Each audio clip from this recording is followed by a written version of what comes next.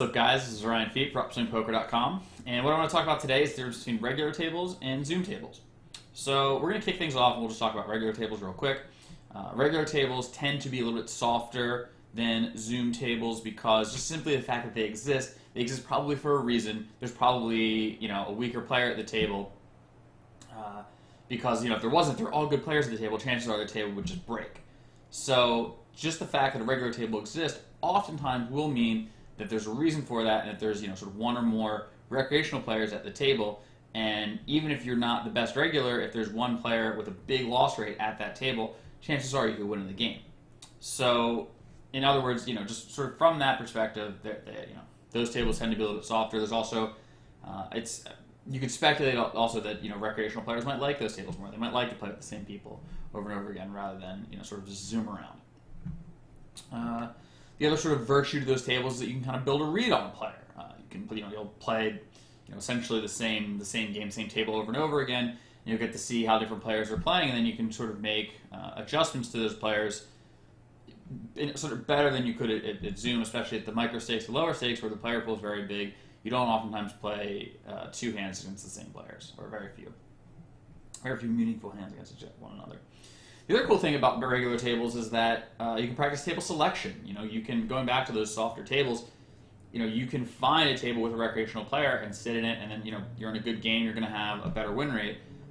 Whereas at Zoom, that's not. You're going to be hopping around. There's going to be a new table every time, and they may or may not be good games.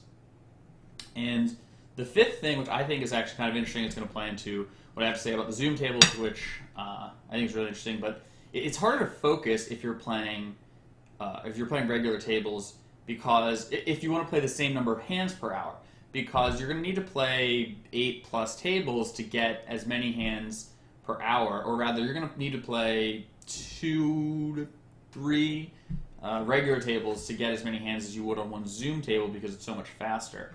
So in other words, let's say you could in some sense compare 4 tabling Zoom versus 12 tabling regular tables. And just from a matter of screen space, and I definitely know from my experience, is that it's easier to focus on the 4 tables at Zoom. You're sort of looking at one spot, whereas if you had 12 tables, your sort of eyes would be darting around, and that would be taking up your sort of focus and sort of mental acuity. And I just have always found it's much easier to play a lot of hands at Zoom because I'm sort of so focused in on what's going on. I also believe the Zoom tables are a little bit faster. So that's a regular table. So regular tables are good for you're likely to have a higher win rate on a regular table than you are on a Zoom table, but it's likely to not be as good of a learning tool. So Zoom tables are, they're quicker, right? Like we were just saying, that you sort of focus in, and you're going to play more hands, and you're going to play more hands against a higher level of competition. And the reason for that is that Zoom is a great learning tool. By being able to play so many hands so quickly and sort of focus, concisely in on them, you ultimately, just like your sort of time for learning is just sort of best maximized at Zoom, because you don't, again, like I was saying, you don't have to worry about moving from different monitors or moving your eyes around the screen.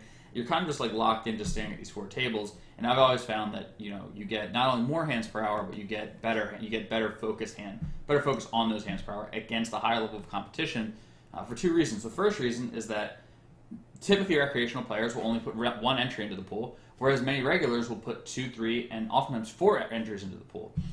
So for essentially every recreational player, there's going to be 4 good players. For every recreational entry, you get 1 entry. For every good player, there's going to be 4 entries. So it's sort of in that way, even though there's maybe more recreational players in the pool, the total number, the regulars might, in terms of entries, outnumber them by a lot, especially as you get to mid stakes and high stakes.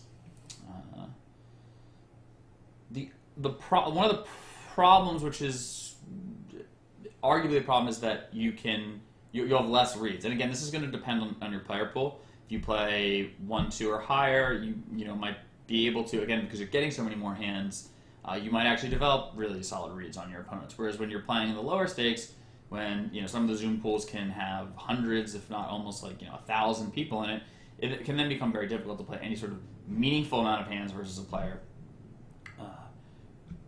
to then sort of develop a read.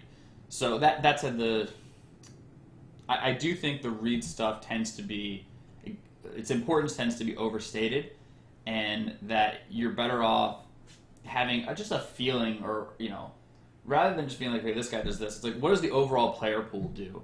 Because it's going to be very difficult to play, and until you get to really the higher stakes, it's going to be very difficult to hone in on any one player, have that even be valuable. It's really better to just have a general sense for what people in your games are doing, and then being able to adapt to them, even if you are playing at the regular tables, because again, the player pool at that level will still be very big. And also you guys that are playing at that level, it's more important rather than building reads that you're building, you're understanding how to play your hands technically correct, having a solid foundation game plan, more so than you're making sort of any sort of very specific reads and sort of dramatically outstepping your strategy.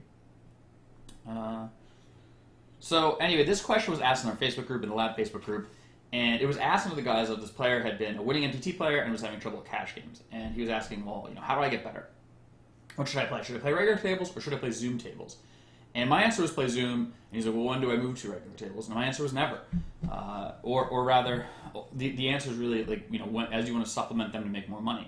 If you're using it as a learning tool, if you want to be better at poker, then you just want to play, sort of Zoom all the way up, because it's going to be the greatest challenge and the greatest learning tool.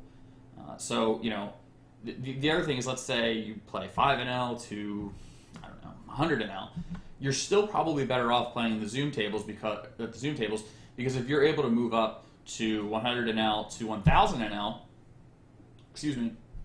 and beat those games, if you look at it in course of like sort of your overall life timeline as a poker player, by being able to most quickly get to a mid or higher stake game, where just simply your money per hour will be higher, you're probably better served to spend at least half, if not all, of your time playing in the Zoom pools, where it's going to be tougher. You're going to have a lower win rate, but becoming a better player. And then at some point, like let's say you get to 1-2, and you're really having struggles moving up to 2-5, and but you have this like skill set where you can like easily beat 1-2 Zoom or 1-2 Zone or whatever it is. Then maybe you move to regular tables and you can play 1-2 and 2-4. You won't be such a big move up to 2-5. You can play 1-2 and 2-4, and you can play the regular tables. And then all of a sudden, let's say you have a $50 hourly playing the really tough 1-2 Zoom game. You might be able to have a $100 hourly playing maybe one table of 1-2 Zoom, and then 5 to however many other tables you can handle. Playing the regular tables, game selecting, getting in good games, and just being a much better player than most of your opposition. So at some point, you play Zoom until you reach some sort of skill level where then you're like, okay, rather than becoming a better player, I sort of want to shift gears, and I want to go to like building a bankroll, making money. In which case, you'll play less Zoom, maybe again play one table. I think typically at those levels, playing one table just to max out. Overall hourly probably makes a lot of sense, but then move over to the softer games at regular tables, games like those. And try to max out and make the most money. So I hope this helps. If you have any questions, feel free to leave them in the description or find me on social media.